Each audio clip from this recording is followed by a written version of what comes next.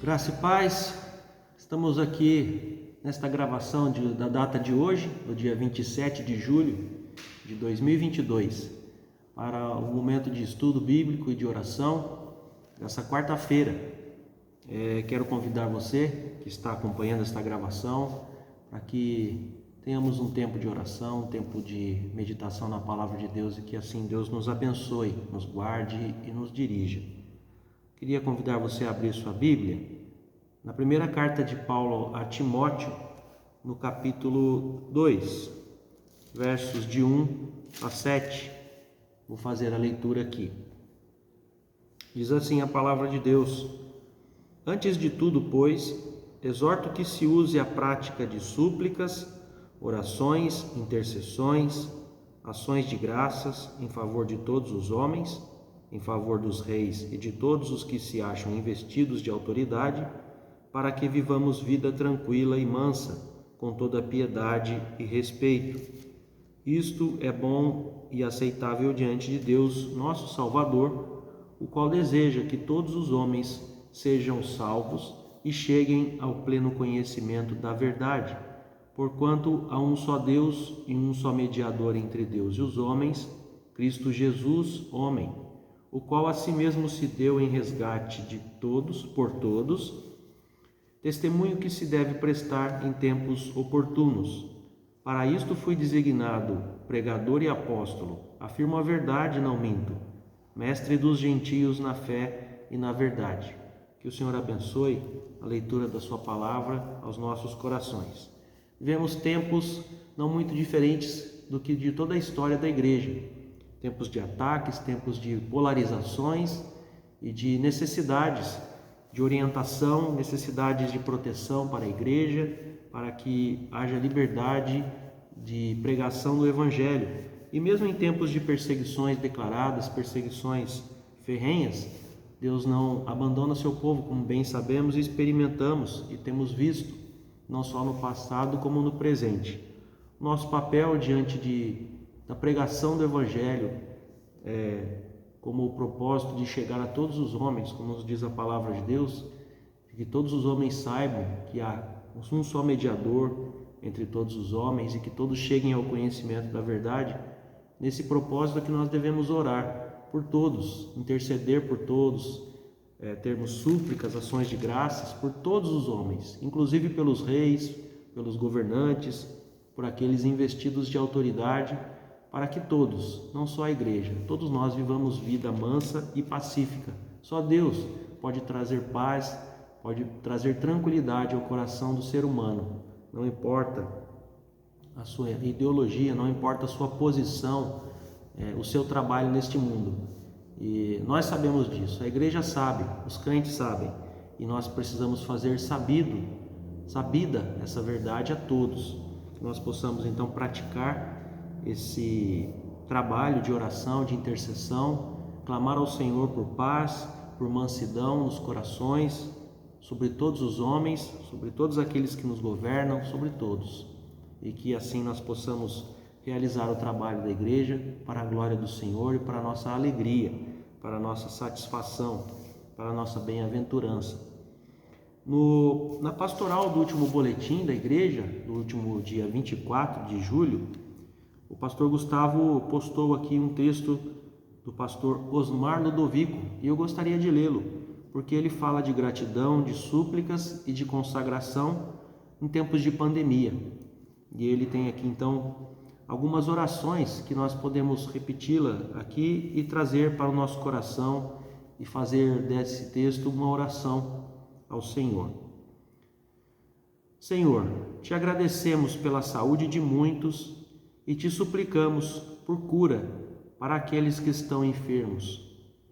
Senhor, te agradecemos pela liberdade de crença e de opinião e te suplicamos por aqueles que são oprimidos e perseguidos.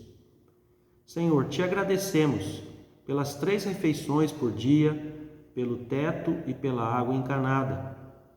E te suplicamos pelos pobres que não têm pão nem abrigo para si e suas famílias.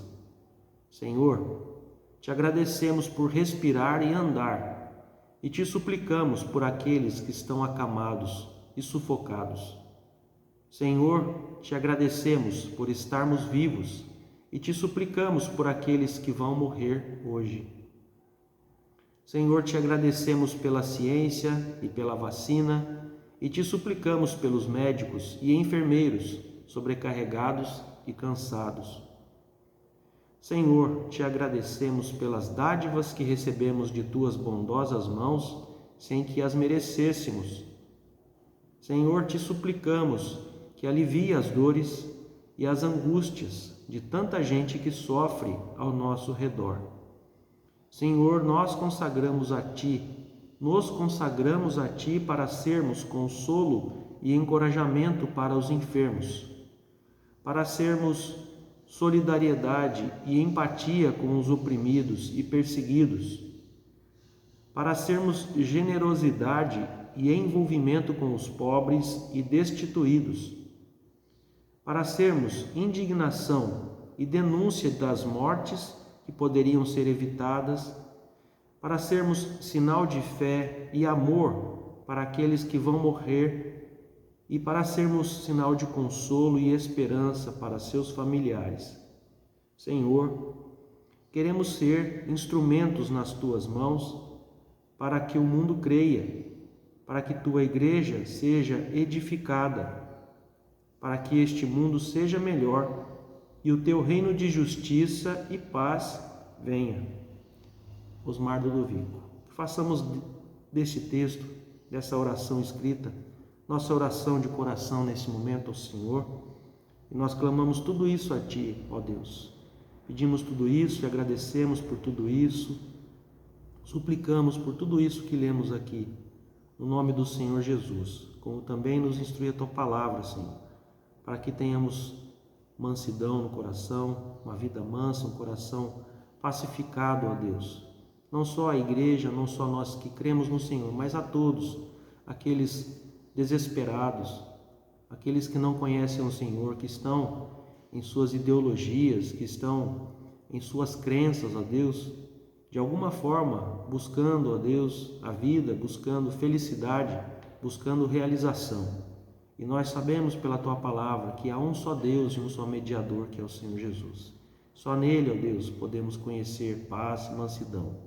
Só Ele, ó Deus, pode dizer que é o caminho, a verdade e a vida. Deus, nós Te adoramos, nós Te agradecemos, porque o Senhor nos deu a conhecer Jesus.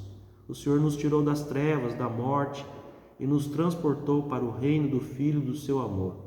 Por Tua graça, Senhor, por Tua misericórdia. Aproveitamos esse momento para interceder, ó Deus, por todos que estão participando desse vídeo, mesmo durante a gravação, mesmo assistindo esta gravação. Deus, alcance os seus corações, supra as suas necessidades, ó Pai, no Teu amor, na Tua graça. Ó Deus, edifica as vidas, as famílias, guarda, Senhor, livra de todo mal, limpa o nosso coração de todo pecado, Senhor, purifica as nossas vidas, consagra as nossas vidas, santifica as nossas vidas como filhos do Senhor, como igreja do Senhor nesta terra, neste mundo, neste tempo, ó Deus, de hoje.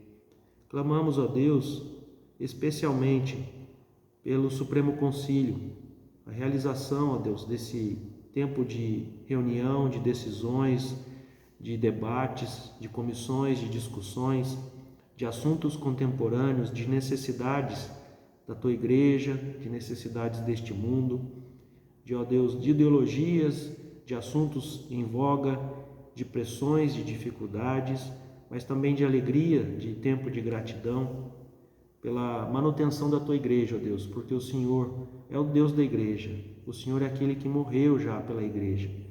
Ó Deus, por isso, por esta reunião, por esse tempo dessa semana, que se iniciou no dia 24, que está acontecendo ainda, e que deve se encerrar no dia 31 próximo, dia 31 de julho. Senhor, abençoa os nossos irmãos, nossos pastores, os nossos presbíteros, aqueles que foram, ó Deus, delegados para estarem nessa reunião, representando toda a igreja no território nacional, Senhor, a Igreja Presbiteriana do Brasil. Continua, Senhor, guardando, dirigindo, ó Deus, na sã doutrina, na instrumentalidade do Teu Santo Espírito, Deus, na consolação do Teu Santo Espírito, na direção, ó Deus, na iluminação do coração, da mente, trazendo sabedoria, trazendo boas decisões, boas reflexões, ó Deus, e boas palavras de instrução para a Tua igreja, de firmeza, de confiança, de manutenção da fé, da sã doutrina, Senhor. Ó Deus, só o Senhor pode dirigir as nossas vidas, pode conduzir a Tua igreja, Deus, abençoar a Igreja Presbiteriana do Brasil. Senhor, nós clamamos a Ti por isso, Deus. Traz paz, traz mansidão, traz conciliação, ó Deus, e traz coragem aos nossos corações de permanecermos confiando nas Tuas promessas e vivendo por elas, ó Deus, mediante a fé que temos em Cristo Jesus. Também aproveitamos nesse momento, nesta data, dia 27 de julho, que é aniversário da cidade de São José dos Campos, onde a sua igreja está plantada em diversos bairros. Clamamos a Ti por esta cidade, pelo Teu povo que vive nela e por aqueles também que precisam ser alcançados, ó Deus. Clamamos por estes, pedimos que a Tua igreja seja relevante, ó Deus, porque proclame, porque viva a Tua palavra nesta cidade. Clamamos especialmente, ó Deus, por todas as autoridades, por todos os governantes, seja dos poderes legislativo, do judiciário e do executivo desta cidade. Esse aniversário de 255 anos, que não falte, ó Deus, do Teu povo intercessão, que não falte do Teu povo ação com boas obras para a glória do Teu nome, e que muitos, ó Deus, conheçam o Teu nome. Traz paz, ó Deus, para esta cidade, preserva, ó Deus, a liberdade do Teu povo de viver e proclamar. E mesmo, ó Deus, se o Senhor permitir perseguições, dificuldades, lutas ferrenhas, que nós obedeçamos a Tua palavra, como diz lá na carta de Pedro. Não chegamos ainda na resistência ao pecado, ao sangue, que nós possamos permanecer firmes, ó Deus, sustentados pelo Senhor. Abençoa, pois, a nossa igreja, o Supremo Concílio, abençoa a cidade de São José dos Campos nesse dia, nesses 255 anos, pelos quais nós Te agradecemos, ó Deus. Agradecemos por tudo que o Senhor tem nos dado, porque o Senhor é bom, misericordioso e gracioso para conosco. Obrigado pela salvação. Obrigado por cada pessoa, por cada irmão, irmã, por cada amigo que está acessando este vídeo. Que o Senhor os alcance com Tua bênção, com Tua graça, Tua misericórdia. Peço também agora a Ti, Senhor, por esse breve estudo, por essa breve meditação, que o Teu Espírito seja o nosso professor, edifique, ó Deus, nossos corações, ao meu e daqueles que vão participar desse estudo, ó Deus. Te louvamos por tudo e agradecemos, no nome santo de Jesus. Amém. Amém, irmãos. Hoje eu quero concluir com os irmãos uma série de estudos, de alguns estudos, de um material chamado Verdades Essenciais da Fé Cristã. Esse material foi produzido por Dr. Robert Sproul. Ele já é um pastor falecido há alguns anos, mas deixou uma vasta obra, um material excelente, edificante para as nossas vidas, para a igreja. E esse material trata de doutrinas básicas da fé cristã, em linguagem bem simples e prática. E nesse intuito, eu quero compartilhar com os irmãos um dos estudos aqui. Esse material são 3 cadernos, e eu estou aqui utilizando o segundo caderno, que é a lição número 33, ou o estudo número 33, intitulado Mérito e Graça. O que nós podemos aprender na Palavra de Deus sobre mérito e graça? Quero convidar os irmãos para nós lermos aqui alguns textos bíblicos a título de introdução e de base para nosso estudo. O Evangelho de João, no capítulo 15, Evangelho de João 15, verso de 1 a 8. Aqui tem por subtítulo, que não é inspirado, mas é instrutivo, a videira e os ramos. Diz assim a palavra de Deus: Eu sou a videira verdadeira e meu pai é o agricultor. Todo ramo que estando em mim não der fruto, ele o corta, e todo o que dá fruto, limpa para que produza mais fruto ainda. Vós já estáis limpos pela palavra que vos tenho falado. Permanecei em mim, e eu permanecerei em vós. Como não pode o ramo produzir fruto de si mesmo, se não permanecer na videira, assim nem vós o podeis dar, se não permanecerdes em mim. Eu sou a videira verdadeira, vós os ramos. Quem permanece em mim e eu nele, esse dá muito fruto, porque sem mim nada podeis fazer. Se alguém não permanecer em mim, será lançado fora, à semelhança do ramo, e secará. E o apanham, lançam no fogo e o queimam. Se permanecerdes em mim e as minhas palavras permanecerem em vós, pedireis o que quiserdes e vos será feito. Nisto é glorificado meu Pai, em que deis muito fruto, e assim vos tornareis meus discípulos. Então fica claro para nós aqui a necessidade que temos de permanecer no Senhor, assim como os ramos permanecem na videira e podem dar frutos. Estando no Senhor, podemos agradar a Deus e viver como discípulos do Senhor Jesus. Também a carta de Paulo aos Romanos, no capítulo 4, versos de 1 a 8. Carta aos Romanos, capítulo 4, versos de 1 a 8. Aqui tem por subtítulo Abraão, justificado pela fé. Diz assim a palavra de Deus: Que, pois, diremos ter alcançado Abraão, nosso pai segundo a carne? Porque se Abraão foi justificado por obras, tem de que se gloriar, porém não diante de Deus. Pois que diz a Escritura? Abraão creu em Deus, e isso lhe foi imputado para a justiça. Ora, ao que trabalha, o salário não é considerado como favor, e sim como dívida. Mas ao que não trabalha, porém crê naquele que justifica o ímpio, a sua fé lhe é atribuída como justiça. E é assim também que Davi declara ser bem-aventurado o homem a quem Deus atribui justiça, independentemente de obras. Bem-aventurados aqueles cujas iniquidades são perdoadas e cujos pecados são cobertos. Bem-aventurado o homem a quem o Senhor jamais imputará pecado. Vem, pois, esta bem-aventurança exclusivamente sobre os circuncisos ou também sobre os incircuncisos? Visto que, dizemos, a fé foi imputada a Abraão para a justiça. Como, pois, lhe foi atribuída? Estando ele já circuncidado ou ainda incircunciso? Não no regime da circuncisão, e sim quando incircunciso. E recebeu o sinal da circuncisão como selo da justiça da fé que teve quando ainda incircunciso, para vir a ser o pai de todos os que creem, embora não circuncidados, a fim de que lhe fosse imputada a justiça. Então, a palavra de Deus aqui nos mostra, como foi na vida de Abraão e como também ensinado por Davi, nossa justiça nos é imputada por fé, por crermos no Senhor, não por obras, não por mérito, não por algo que tenhamos feito para merecer. Esses dois textos, irmãos, já bem instrutivos e introdutórios, nos levam a essa questão de entender o que seria mérito e o que seria graça, como diferenciar em termos teológicos e bíblicos para nós e que importância tem isso.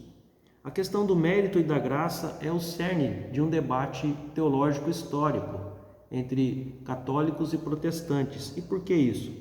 Dentro da teologia, um debate teológico. Uma das principais legados, afirmações da reforma teológica é só a graça, ou sola gratia, E ela significa que a salvação é somente pela graça de Deus. Os crentes, então, não levam nenhum mérito próprio diante do trono, diante do tribunal de Deus, mas confiam unicamente em sua misericórdia e em sua graça. Mérito, irmãos, é definido como algo que dá direito a algo ser obtido por merecimento. A própria palavra já nos remete a isso, uma derivação do mérito, é merecimento. Então, mérito significa isso. Eu ganho algo porque eu mereci, porque eu tenho atributos, tenho qualidades que me qualificam para ser digno de um presente, ser digno de uma retribuição ou mesmo de um salário. A justiça, então, se eu tenho mérito, exige que eu seja pago, que me seja dado algo. Mérito, então, devido à pessoa que tem o seu próprio desempenho, que não depende de outro para alcançar o seu mérito. Se nós pensarmos, por exemplo, num concurso para trabalho, né, de exercício de uma função pública, é assim que funciona. Você estuda, né, a pessoa se prepara, estuda, presta uma prova e, se atingir o nível necessário na concorrência com outros candidatos, o melhor preparado vai conseguir atingir o melhor índice de aprovação naquelas questões e assim então ele terá o mérito dele e alcançará a sua vaga para trabalho, porque ele foi mais merecedor do que outros, né? Essa é uma ilustração para nós. Então, mérito significa isso. Eu sou retribuído naquilo pelo que eu alcancei, pelo meu desempenho. Se nós formos olhar para a teologia católica, existem descritos lá 3 tipos de mérito. O primeiro deles seria o mérito condigno, que diria o seguinte: alguém é tão digno de mérito que acaba impondo uma obrigação para aquele que tem algo a dar. Então seria uma obrigação de recompensa. Um mérito condigno me daria o direito, né, me traria o presente, né, ou a retribuição por uma obrigação que outro tenha a me dar. Esse seria o mérito condigno. Uma outra espécie de mérito seria o mérito congruente, que, embora não seria tão elevado quanto ao mérito condigno, ele também seria algo apropriado, né? Ainda que não fosse uma obrigação do outro, mas seria algo apropriado, ou seja, o próprio nome diz, né? Condigno. Seria razoável que eu obtivesse uma retribuição por esse mérito que eu alcancei, um mérito congruente. Então Deus, ele seria congruente, por exemplo, ou ficaria apropriado a Deus ele me atribuir uma retribuição porque eu tenho um mérito congruente, ou seja, é compatível. O mérito congruente, então, seria algo alcançado pela prática das boas obras, em conjunção com a prática de outros sacramentos dentro da teologia católica, o sacramento da penitência, uma conjunção entre boas obras e penitência. Ficaria congruente diante de Deus que eu recebesse minha salvação, que eu recebesse os méritos condignos, né, da minha salvação. O terceiro tipo de mérito é o mérito superrogatório, que é o mérito acima e além daquilo que eu fui chamado para fazer. Então, é como se eu fizesse algo além da expectativa, ou além da média, algo que fosse superior, superrogatório. Então aquilo é como se fosse uma sirene, como se fosse um alerta piscando, chamando a atenção. Nossa, aquela pessoa merece muito mais. Aquilo é um alerta, eu preciso ser retribuído. Então isso seria o que eles atribuiriam aos santos, né? Ou aquelas pessoas especiais, aquelas pessoas superdotadas em si mesmas e que alcançaram esse mérito pelas boas obras, que alcançaram o mérito por algo extraordinário que fizeram, tanto que poderiam ser atribuídas a elas o alcance de milagres, de coisas extraordinárias dessas pessoas chamados santos católicos, né? Então esse mérito que excede da parte dessa pessoa ficaria como se num repositório, ou num depósito, num tesouro, uma tesouraria. E esses méritos, então, quando clamados por um reles mortal, né, não um santo, esse mérito seria então sacado e atribuído a esse fiel, né, que não fosse igual ao santo. Seria uma espécie de saque em atribuição e em benefício. Então, por isso, um dos motivos para justificar a intercessão dos santos, né, dentro da teologia católica. Eu poderia, então, clamar através dessa pessoa para alcançar um mérito que eu não tenho, que não sou capaz de ter, mas que esse santo alcançou, e como está sobrando, né, é superrogatório, como ele fez além, ele então tem um crédito que pode ser atribuído àqueles que clamam através desse santo, na presença de Deus. Nessa lógica da questão do mérito, esses três níveis ou denominações dos méritos entendidos dentro da teologia católica. Isso tudo para nós entendermos, né, como é o pensamento que ele voga na nossa cultura. Nós vemos de uma cultura católica, de uma formação católica da nossa nação, né? Então muito da prática ou das coisas que nós vivemos estão imiscuídas desse entendimento, né? Não só na sociedade, mas também na prática religiosa do nosso povo, em sua maioria ainda. E a teologia protestante, o que ela nos ensina a partir da palavra de Deus? A teologia protestante nega todas essas três formas de mérito, declarando que o único mérito que temos à nossa disposição é o mérito de Cristo, o qual chega até nós pela graça de Deus por meio da fé. Então os méritos todos, ou o mérito, é de Cristo, e nós o acessamos pela fé mediante a graça de Deus.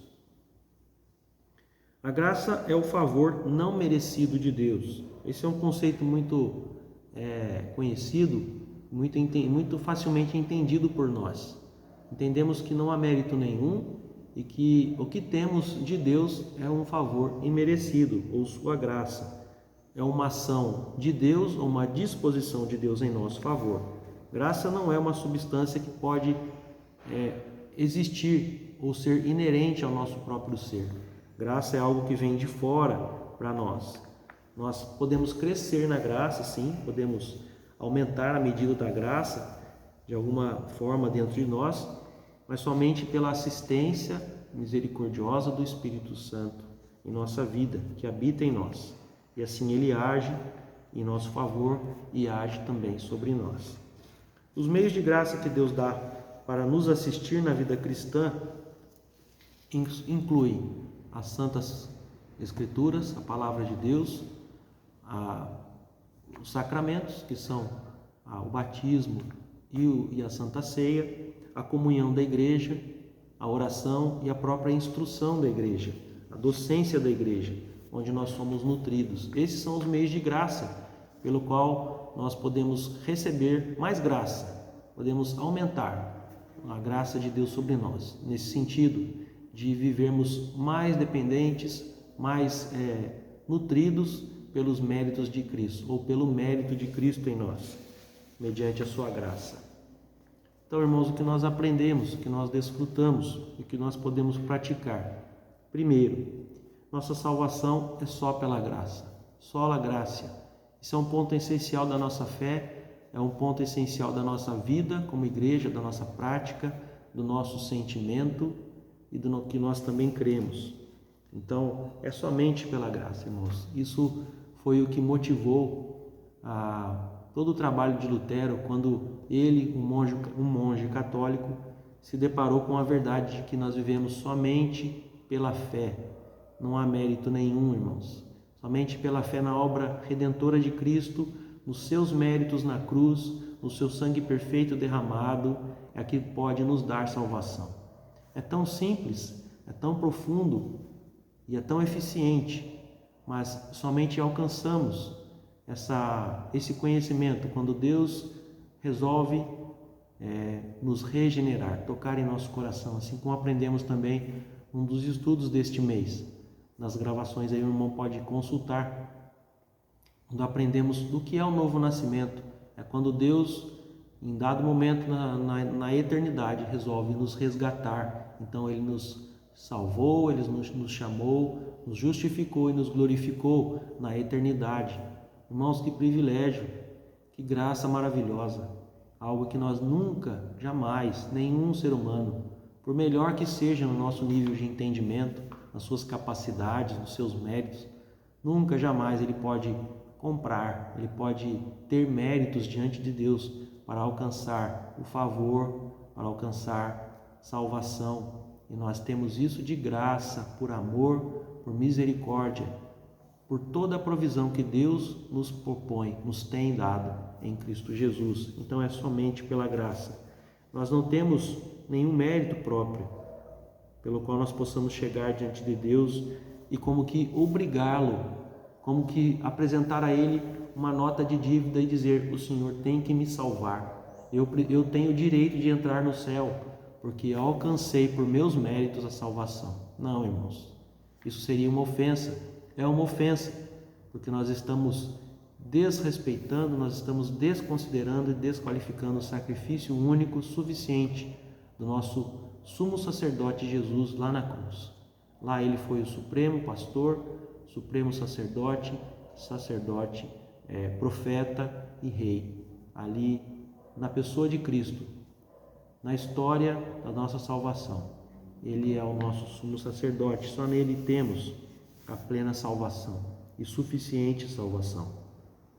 A teologia católica romana, então, faz distinção entre três méritos, né? Como vimos: o mérito condigno, o mérito congruente e o mérito superrogatório. Todos esses três, então, são desconsiderados, desqualificados quando encontramos a instrução da palavra de Deus de que há somente o mérito de Cristo suficiente para a nossa salvação. A graça é o favor, é a misericórdia de Deus para nós, que nós não merecemos. E nós adoramos a Deus, agradecemos a Deus, porque assim Ele tem nos alcançado, porque assim como o mendigo é alcançado, é favorecido, é curado, é transformado, é tirado daquele mundo de perdição, de abandono, assim também nós compartilhamos com outros semelhantes a nós, que ainda não creram, que não confiaram inteiramente, plenamente, de maneira suficiente no Salvador. Nós apontamos para Cristo e dizemos: nele há salvação, nele há suficiente salvação, não por nossos méritos, mas pelos méritos do Senhor. Assim também como André, quando encontrado por Jesus, vai correndo a Pedro e diz: vem, Pedro, eu encontrei aquele do qual nós esperamos, o Messias, aquele que a palavra de Deus anuncia. Que nós tenhamos também essa alegre atitude, essa nova verdade, né? Ou o Evangelho, essa boa notícia que nós possamos levar na nossa maneira de viver, de praticar a nossa fé, dando testemunho, buscando agradar a Deus e proclamar essa verdade maravilhosa, irmãos. Deus assim abençoe a nossa vida, a nossa família, a nossa igreja, a todos os seus queridos, aos nossos amigos, parentes, nossos colegas de trabalho, nossos vizinhos. Que a graça de Deus se manifeste na minha vida, na sua vida, para que todos vejam, para que todos possam saber que há um só mediador entre Deus e os homens, Cristo Jesus, o homem. Deus assim nos abençoe, nos edifique. Um abraço a todos, fiquem com Deus.